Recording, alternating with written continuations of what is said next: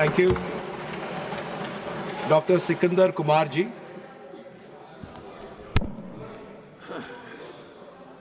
धन्यवाद सर। आपने दो महत्वपूर्ण बिल जो सदन में प्रस्तुत हुए हैं,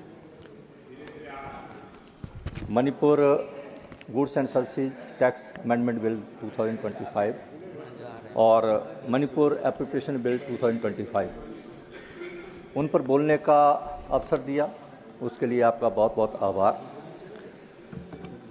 अध्यक्ष महोदय, ये जो दोनों बिल प्रस्तुत किए गए हैं माननीय वित्त मंत्री के द्वारा, इनमें जो प्रोविज़न किए गए हैं, मैं समझता हूं इन प्रोविज़न की वजह से जो मणिपुर का विकास है और आगे बढ़ेगा।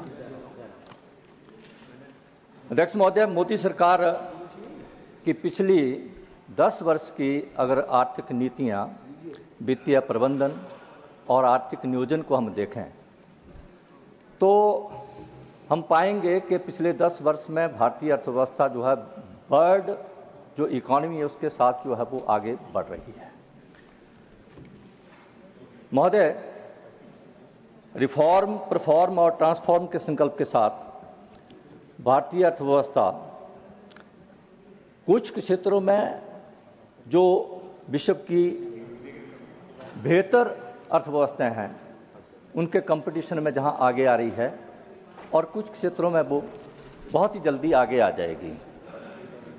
जहां 2014 में हमारी अर्थव्यवस्था 11वें स्थान पर थी और वर्तमान में हम चौथी विश्व की सबसे बड़ी अर्थव्यवस्था बन गए हैं, और जैसा कि माननीय प्रधानमंत्री जी ने 2027 तक तीसरी सबसे बड़ी अर्थव्यवस्था बनाने का संकल्प लिया है, और मैं पूरे दावे के साथ कह सकता हूं कि 2027 से पहले भारतीय अर्थव्यवस्था तीसरे स्थान की अर्थव्यवस्था बन जाएगी।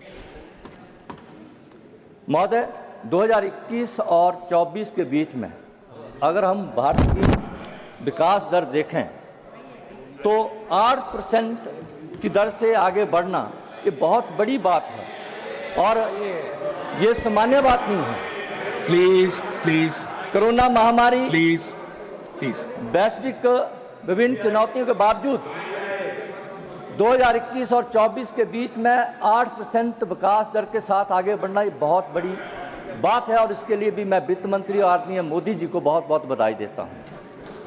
आज भारत ग्लोबल ग्रोथ रेट में जहां 15% की कंट्रीब्यूशन कर रहा है, और एक IMF के आंकड़े के अनुसार 2028 तक भारत जो है वो अकेले 18% जो है ग्लोबल ग्रोथ रेट में कंट्रीब्यूट करेगा। उसके लिए भी मैं बहुत बहुत माननीय वित्त मंत्री जी को बधाई देना चाहता हूं। जहां देश की फॉरेन एक्सचेंज रिजर्व जो एक समय ऐसा भी था कि हमें जो बड़े बड़े विश्व की फाइनेंशियल इंस्टीट्यूशन थे, वर्ल्ड बैंक था, IMF था, एशियन डेवलपमेंट बैंक था, तो भारत को लोन लेने के लिए मना करते थे, क्योंकि कारण एक था कि हमारे पास जो है वो फॉरेन एक्सचेंज रिजर्व नहीं थी। लेकिन आज मुझे बताते हुए हर्ष हो रहा है, जहां हमारी जो अर्थव्यवस्था चौथी विश्व की बड़ी अर्थव्यवस्था बनी है, उसके साथ साथ जो है फॉरेन एक्सचेंज रिजर्व भी पूरे विश्व में भारत चौथा ऐसा देश बन गया जिसके पास सबसे ज्यादा फॉरेन एक्सचेंज रिजर्व है। अध्यक्ष महोदय,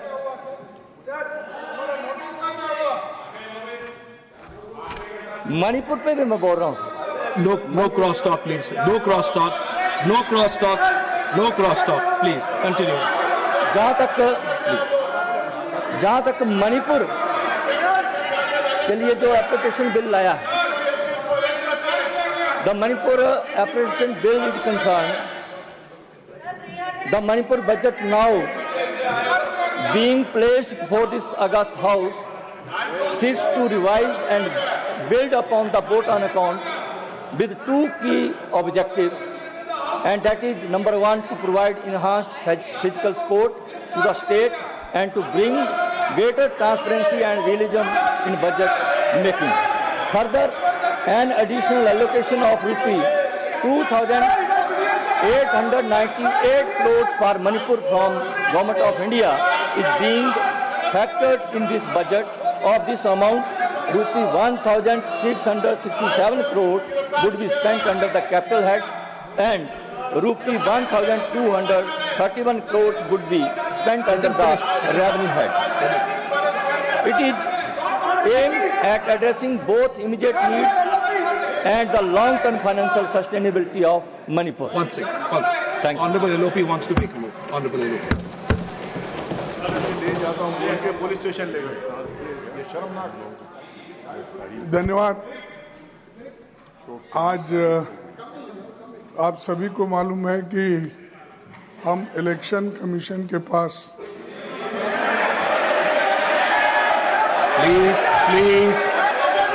Please. You continue. Honorable LOP, continue. हमने Please. इलेक्शन कमीशन के पास सभी पार्टियों के एमपीज, लोकसभा और राज्यसभा के हम मेमोरेंडम लेके जा रहे थे।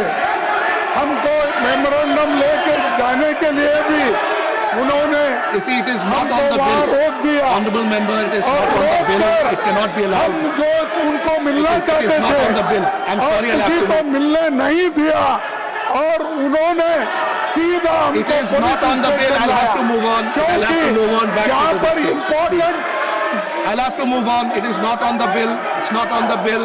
Sir, Honorable Leader of the House. sir, I've taken your point, sir. I've taken your point, Honorable आप Member. लोग हाउस चला I've taken your point, Honorable कंडम LOH. करते the discussion Honorable is Leader of going the on. Honorable Leader of the House. The discussion is going on Manipur bill, and I think anything beyond that should not be recorded and should not go on record. All right, we'll continue. That should not go on record, which is not part of the bill. Dr. Sikandar Kumar ji. Thank you, sir. The government presented the I've vote already on provided account that number. in respect of the Manipur budget. Dr. In March Sikandar Kumar. 2025, the government had taken appropriation for 6 months, ending September 2025.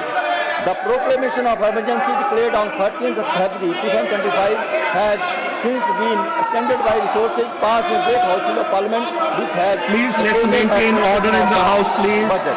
Let's meet order in the House. For Honorable the members. budget estimates in respect of... Let the honorable member speak. Let the honorable member speak. Please have order in the House, please. Honorable members, please have order in the House. Let's have order in the House. Honorable member. It is 21% lower than the vote on count figures that were presented by me in March 2025. This is an achievable target if we compare the 2024-25 pre-audit actual figures of... Let's have order in the House, please. Thank you. 471 crore. In the Manipur Appropriation Bill 2025, revenue expenditure has been kept at rupee 19,496 crore, which is 26% over the pre-actual of 2024-25. This is inclusive of rupee 1,231 crore revenue expenditure. Allow him on the time. As quote under the additional I allowed him on the time. allocation. Fiscal deficit is at 3.5% of GSDP Allowed him. compared to 3.4% during the vote on count budget and 3.7% in the pre-audit actual 2024-25. The government of India is clearly Let's have committed order in the to the House, overall please. development of Manipur Let's have and order in meeting the the House. aspiration of the people of Manipur. Sir, the Manipur Goods and Services Amendment Bill 2025, Manipur Cabinet issued the GST Amendment Ordinance 2025, 9 June lining state GST law with the Central GST Amendment Act and GST Council Resolution from 2024. Sir, ये जो दोनों bill जो Manipur application bill 25 and goods and services Manipur amendment bill 2025, इसका मैं समर्थन करता हूं और मैं सभी से भी अनुरोध करता हूं कि इसको जो है वो समर्थन करें और इसको जो है मैं इतनी बातों के साथ अपना बात समाप्त करता हूं। धन्यवाद। Point